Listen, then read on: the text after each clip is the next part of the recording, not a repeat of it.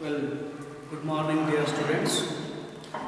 In last class, I narrated the story Oru Manushan, which is written by Vaikom Muhammad Bashir.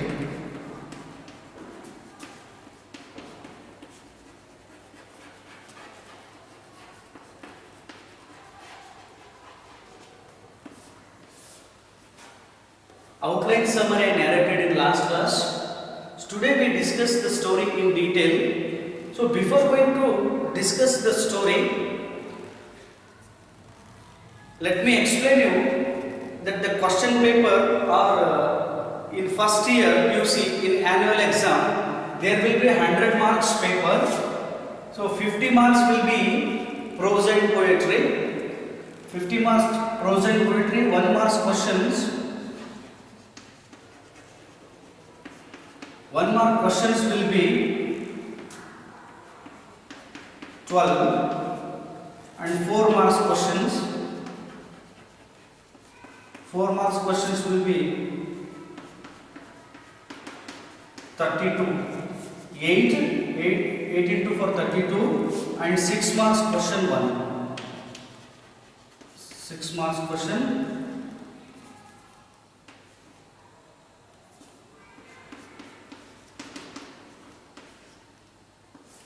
Total 50 marks. This will be prose and poetry. This will be the textbook which you have already got, that is reflection. In this 50 marks will be asked and remaining 50 marks will be on grammar that you have already got, that articulation workbook. In that workbook 50 marks will be asked on that. And 1 marks questions will be 12, you have to answer all the 12. And 4 marks questions, there will be 12 questions, any 8 you have to answer, that 32. And 6 marks question will be 3, any one you have to attempt. This is 50 marks for theory, this is 50 marks for textbook, and remaining 50 marks will be for practical book, that is workbook, that we discuss at the time when we discuss grammar. That I in detail tell you what are the aspects covered in grammar portion, in grammar. So most of those topics, aspects of grammar you had already studied in high school, so that some of them have been repeated here, and some aspects are new, so that at the time while discussing grammar portion, we once again in detail tell you what are the portions covered in grammar. So total question paper will be set on 100 marks, 50 marks will be prose and poetry, remaining 50 marks will be grammar. So at that time we discuss in detail what are the portions of grammar. So today you come back to, once again I will explain you the story Oru Manushan, which is written by Vaikom Muhammad Bashir. See page number 36. A note on the author, who was Vaikom Muhammad Bashir. Vaikom Muhammad Bashir, who born in the year of 1908 and died in the year of 1994. One of the popular, well-known writer of Malayalam, as I said, that well-known Malayalam short story writer and novelist. He is known for his sympathetic portrayal of the joys and sorrows of ordinary life. His stories have been translated into English and various Indian languages. He was honorary fellow of the Sahitya Academy in the year of 1970. He was the recipient of the Central Sahitya Academy Award and Padma Shri in the year of 1982. So, as I said that he was not only an author, he was not only a writer, novelist, and he was freedom fighter who had the experience of pre-independence as well as post-independence. And when you observe all the works of Vaikom Muhammad Bashir, through that work he tries to depict the ordinary people or joy and sorrow of ordinary life. So he won't unnecessarily describe or glorify the life of higher discusses about the common people and how they will have joy and sorrow in their life. So most of his work depicts the humanity, because he believed that humanity is the rarest commodity on this earth. So man should not suffer from the scarcity of humanity. We should remember that if you are suffering from any other scarcity, we can bring it, we can borrow it, we can purchase it from anywhere else. But being human beings, if we suffer from the scarcity of humanity, from where we should bring, from where we should borrow? We are the animals, we are the human beings, that we must always have humanity in us. But the sad thing is that people forget. People sometimes behave inhumanly. They completely forget that they are human beings. So that Waiqa Muhammad Bashir opens the eyes of the reader that in spite of our cruelty, our meanness, our selfishness, our inhuman behavior, but every man is good at his heart. Every human being is good at his heart, but the sad thing is that we forget it. So, see page number 30. Oru Manushan means, as I said, that a human being. A human being. This title is from Malayalam. Oru means one or a. Manushan means a human being, no? Human being. So here they have given pre-reading activity. So in all the chapters, before going to discuss the chapter or the poem or the lesson, that they ask us to know few things. That is pre-reading activity. Who according to you is a good human being? According to you, who is a good human being? Think of these qualities in a person. So what are the qualities a person must have? We can call him as a human being if he has only the qualities. What are the qualities you see? Helping the needy. Helping the needy, extracting money from others, taking money or picking pocket or stealing somebody's money. That is it. That quality we can call as a human being. Or the helping needy, living a self-contented life. Won't bother with any other, only worrying, thinking about oneself. Can we call that person as a human being? And last one is being violent. There are four qualities he has given here. One is helping the needy. Helping the needy and extracting money from others and living a self-contented life and being violent. You can judge that whom we can actually call a human being. Obviously, I know that you all, your answer will be helping the needy, not extracting money from others, not living a self-contented life, or not being violent. We can call human being, but only the person who helps others. If you remember, Mother Teresa also tells the same thing, that helping hands are holier than praying lips. Sometimes we find people who always show sympathy and just say sympathy and they go, but those are not great. Rather, those come to help. So helping hands are holier than praying lips. So this is a pre-reading activity, that who according to you is a good human being means helping the needy is a good human being. This is the quality of a real human being. So let me begin the story. Just glance on the picture that they have given here. This looks like a restaurant. There is a hotel manager and some few of the customers were standing there, and this is the situation of the writer Waiqa Muhammad Bashir, which truly happened in his life. Let me begin the story. As I said, that this is a first narration story where writer himself becomes the character and he explains the story. You have no definite plans. You are not certain, you are not sure, you are not definite, that you have no definite plans, you are wandering around far away from home, you have no money with you, you do not know the local language. Imagine that this will be, you will be in this such a situation that you are not having any definite plans. You are simply wandering far away from your place and you have no money with you. You do not have money with you, which is very important to lead life. That you do not have money with you, you do not know the local language, you do not know the language in which place you are living. You can speak English and Hindustani. Hindustani means here Hindi. Hindi language. What writer asked us to imagine, just imagine that you have no definite plans. You are wandering far away from your native place.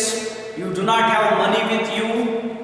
And you do not know the local language. You speak only English and Hindustani. Hindi and English.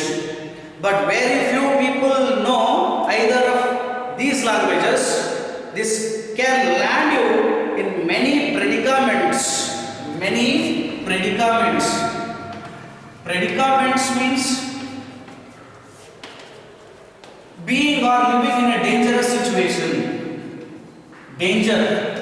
Or in such a difficult situation. However, there is, after this chapter, you have glossaries, there you can see that dangerous situation or unpleasant situation. So this falls you, this makes you to be in such a dangerous situation. Why? Because you do not know the language of that place. You do not have, definite plans. You are simply wandering there and you do not have money with you. You speak only English and Hindustani, but only few people can speak English and Hindi. And this can land you in many predicaments, in many unpleasant situation it can create. Many adventures can befall you. So befall means likely to happen. Many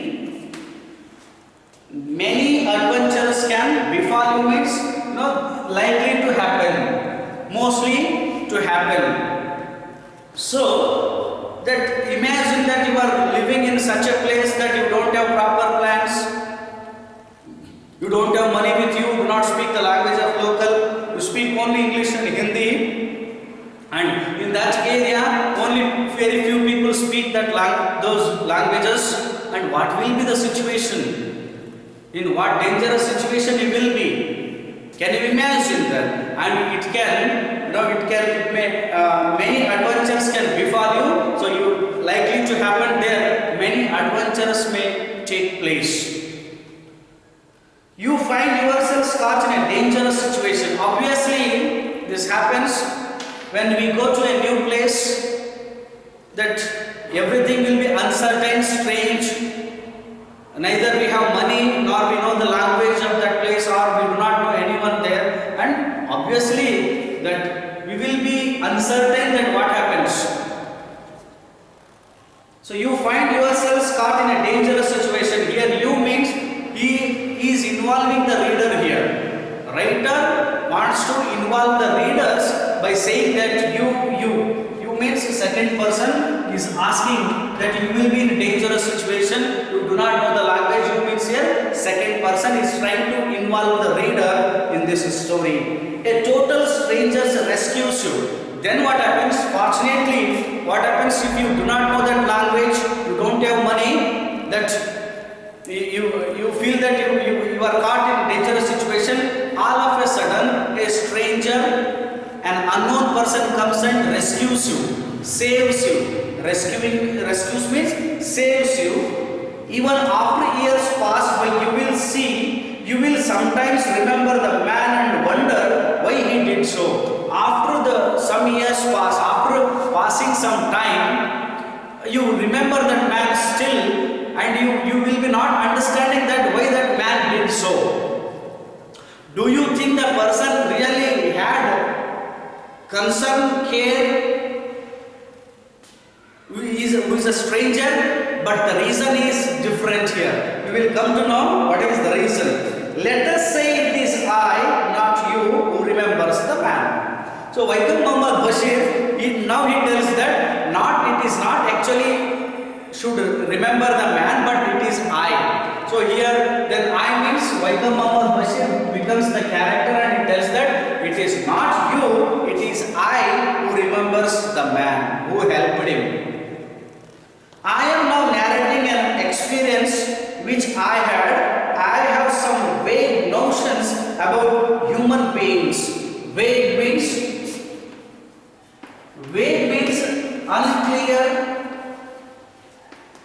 which is not clear. Vague notions means strange, unclear, uncertain, strange, unclear. Notions means thoughts, you can say thoughts, or what we can say opinion, vague notions about human beings, including myself.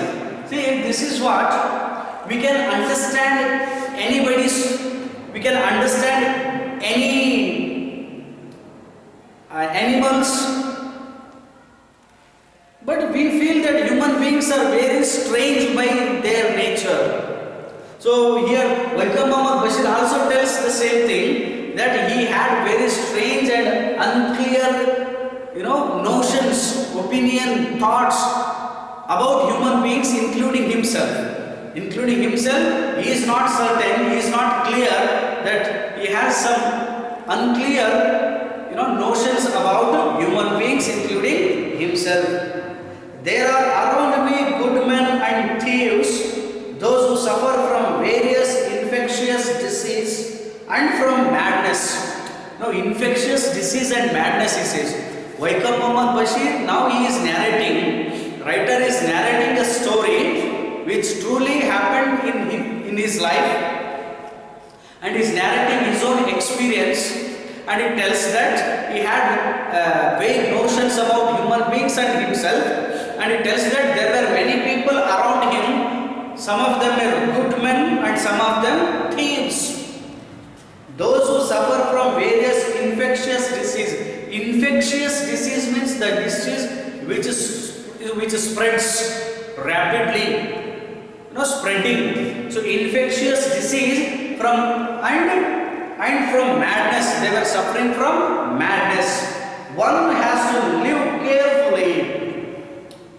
This is not only the experience of writer here. When we are living in a different place, in an unknown place, around with the strangers, we should live our life carefully, because we are not sure that what is going to happen. Anything can happen at any time, so that we should live our life carefully. The world has more evil than good.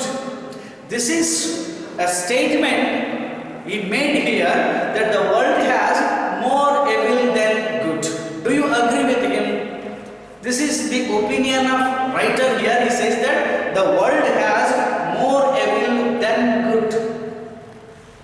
You cannot judge the people, you cannot believe the people blindly. Sometimes what happens?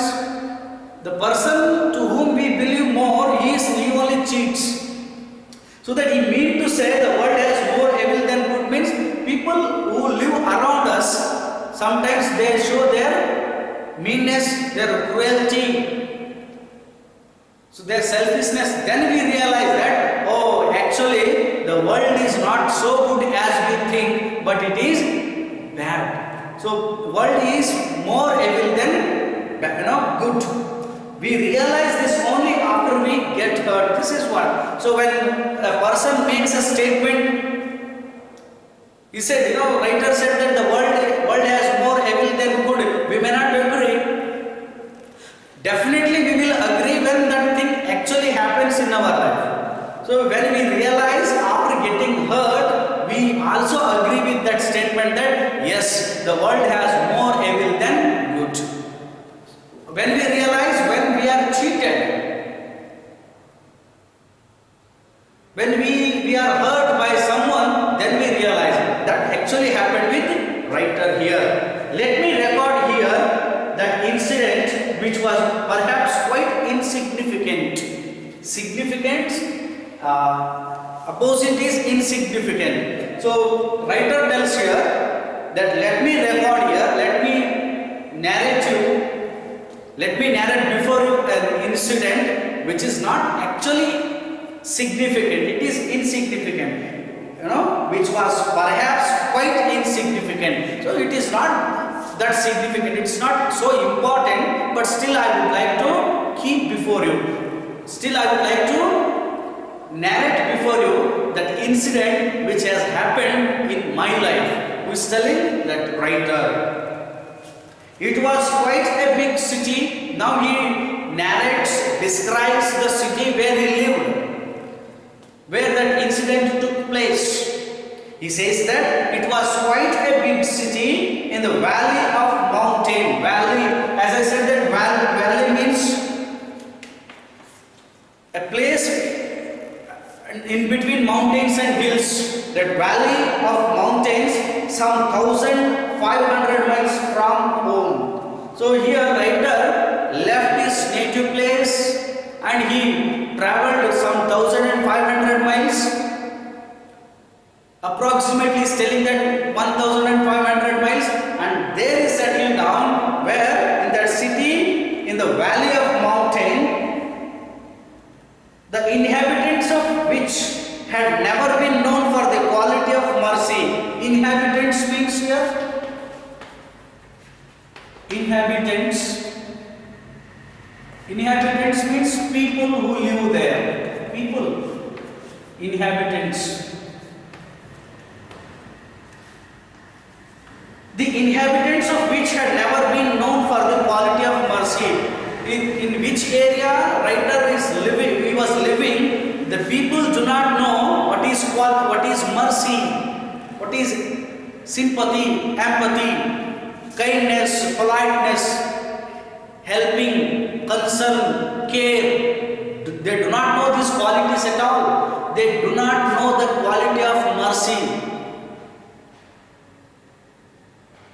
Mercy is not at all known, or mercy is not at all introduced to those people. They are not at all knowing what is mercy, what is kindness, what is politeness, what is help. These inhabitants of which had never been known for the quality of mercy, they were a cruel people. He says that they were very cruel people. Murder, robbery, pickpocketing, these were daily occurrences. So daily these activities are quite common there. Murder, robbery, pickpocketing, these were the daily occurrences, common occurrences there. They were happening quite common in that area. By tradition, the people were professional soldiers. Traditional from their parents, from their forefathers, they have been working as soldiers professionally, traditionally. By tradition, the people were professional soldiers they were. Many others served as watchmen in banks, mills and large commercial establishments in big cities. Money was highly valued by them. For money they would do anything, even commit murder. So that's what he is describing the people, and by traditionally these people were professional soldiers, and some of them who got retired, and they were many others served as some of them were served as watchmen in banks and mills and many and in large commercial establishments. So these people give a lot of importance to money. Money is highly valued by them. Money was highly valued by them. For money they would do anything, even commit murder. This is what, when they even ready to commit murder, they forget that they are human beings. If someone gives them money, even they will commit murder. They are ready to kill anyone because money was highly valued by them. They give importance to money than anything else, than the values, morals, others' feelings. No, they do not know anything of this, but only they give lot of importance to money than humanity. I stayed in that city in a very small, dingy room on a dirty street. I stayed in a very small room and not dingy room. Dingy means here looking dirty, which is not so clean and healthy. So that clean, dingy room, where the writer was staying in a small room, a dingy room on a dirty street. The street on which he had room was not clean. I stayed in that city, very small, dingy room on a dirty street. I carried a profession there, teaching English to migrant laborers from 9:30 till 11 in the night. That's what that writer was teaching migrant laborers who came from different states, different districts. There who were staying there. For them he was teaching English. He was teaching them English, teaching English to some migrant laborers from 9:30 to till 11 in the night. So his duty time was only 9:30 to 11 p.m. 11 in the night. He was teaching English to migrants from 9:30 to 11 p.m. That's what, only 1.5 hour he had duty that to teach English to those migrant laborers. I taught them to write address in English. Learning to write and address English was considered great education there. So it is not only in that place, before the arrival of Christian missionaries here, that few decades back, or in some of the still in government schools or in other places where in backward places, learning English is highly valued and it is lot of importance is there. The same thing here, writing address in English is the great education there.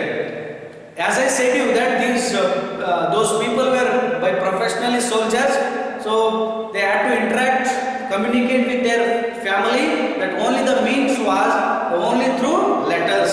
The writing address in English was a great education there, so that writer was teaching English, how to write address in English to those migrant laborers.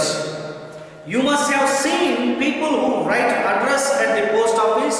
So it had quite happened. If we go back, if you see in our areas also, illiterate people, if you go back 2 decades, 3 decades, before where telephones were not there, means of communications were not there, so that we were communicating through the letters, and very few people used to read and write, and they have to take their letters to them and ask them to write and read. So writing address, you must have seen people who write address at the post office. Address at the post office or writing letter was a skill. Only few people knew it. So that here also the same thing.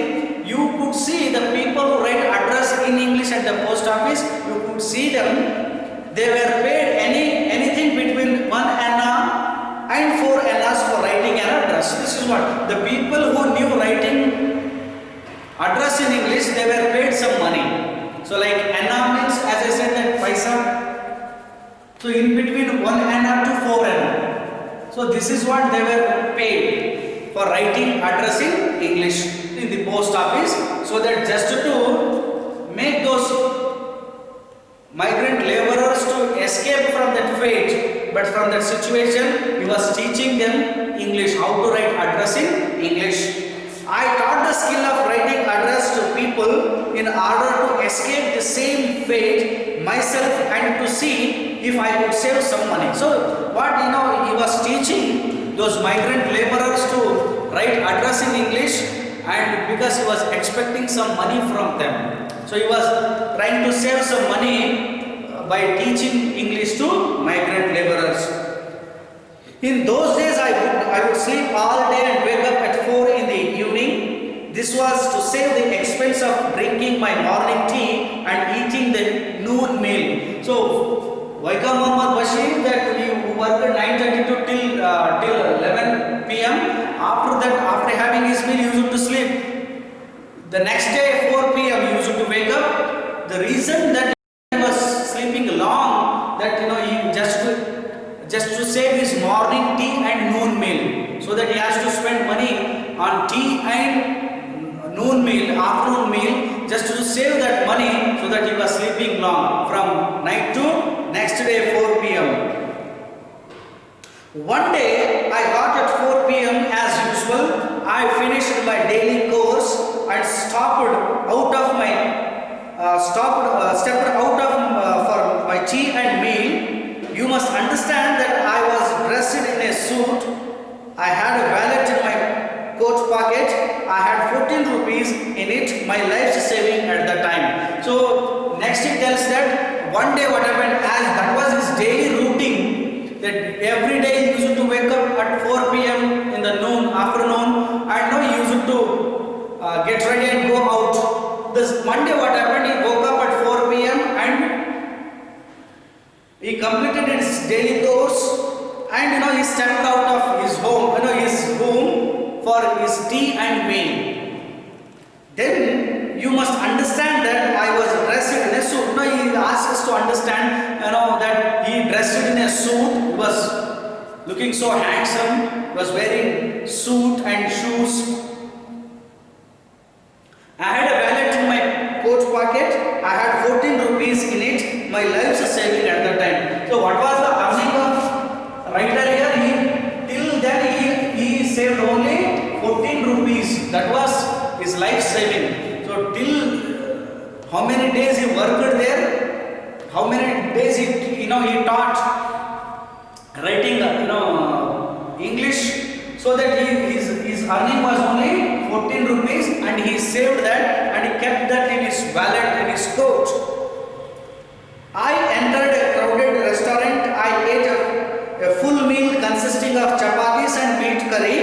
I drank a tea as well. The bill came to 11 annas. So when he entered into the restaurant, which was full of people, crowded, there he ordered a meat curry and chapatis, and he had a cup of tea. The bill was 11 annas. The bill was 11 annas. I put my hand in my coat pocket to pay it. I began sweating profusely and almost digest in an instant all that I had eaten. The reason was my wallet was not there. Then what happened, when he had to pay that bill, which was 11 annas, so when he put his hand in his pocket to take out the wallet was not there. Then what happened? He surprised and he started getting sweat. Then just now he has eaten his meat curry and chapati, almost he digested, because he was surprised and he was afraid in that his pocket, his purse was not there, his wallet was not there. I said, someone has picked my pocket and taken away my wallet. He said, in front of the owner of the restaurant, he went and he told him that someone has picked my pocket, my wallet from my coat, so that I don't have money to pay. Someone has picked my pocket and taken away my wallet. He honestly, sincerely went before the owner and told him that someone has picked my wallet and taken out. They have taken my money. I don't know who has taken. So he told before the owner of the restaurant. It was a busy restaurant. The owner gave a loud guffaw. Owner gave a loud guffaw, means here a loud laugh. Then because that was the quite common that anyone could, who has no money, they used to say the same thing. They used to lie there. So that he too thought that the writer was lying. So that he gave a loud guffaw, means It was a very busy restaurant. The owner gave a loud guffaw, startling everyone around. He caught me by the lapels of my coat and shaking me cried, "This trick won't work here. Put the money down and go, or else I will go your eyes out." I will go your eyes out. Next he said that he held the collar of the coat, lapels of the coat means, and he started shaking him, and he told him that this trick won't work here. Put the money and then go, or else I will go your eyes out. Go means taking one's eyes violently. So he started afraid this trick won't work here. Put the money down and go, or else I will go your eyes out. He said that don't show your trick here. This won't work here. Give your money and leave this place, or else I will go your eyes out. I will take your eyes out. That's what the owner of the restaurant told the man. Told here the writer. And what will happen in next class I will continue the story, so that today we have understood that he asks in the beginning of the story, writer asks us to imagine that we are in such a place that we do not have the definite plans. We do not know the local language. We are wandering there. We don't have money because we speak only English or Hindi. Very few people knew these languages, and that will create so many problems. And then he tells that is not you, it is me. He says that it's not you, it is I, he says. Writer himself now narrates a story which is very strange, and he tells that he was living in such a place that the people do not know the quality of mercy, or those people were, some of them were good and some of them were cruel, and murder, robbery, pickpocketing was daily occurrences there. They do not know what is the quality of mercy. And then he tells that, and by traditionally people were professional soldiers, and many of them were working as the watchmen in the banks and large commercial establishments in that city, and then they lend money on interest and they lead their life, and the people were ready to do anything for money. Even they were ready to commit a murder for money. That's what there. And he was living in a city, that in a small dingy room on a dirty street, that he was teaching English to migrant laborers from 9:30 to 11 p.m. and that was his daily duty, because writing address in English is a great education there, because he was getting some money from that. And till then he saved only 14 rupees, and one day he used to sleep from night to the next day 4 p.m. just to save his morning tea and noon meal. And one day, as usual, he got up at 4 p.m. and went to a restaurant to have his meal and tea, and he ordered meat curry and chapatis, and he drank a cup of tea, and the bill was 11 annas. And when he put his hand in his coat, that wallet was not there. He realized that someone has picked his wallet, and he sincerely told in front of the owner of the restaurant, he said that this trick won't work here. Put your money and go, or else I will go your eyes out. He said that if you don't give your money, I will take your eyes out. That's what the warning was given by the owner of the restaurant. In next class we will continue the story, what happens. I hope that you have understood the first portion of the story. Next class we will continue. Thank you.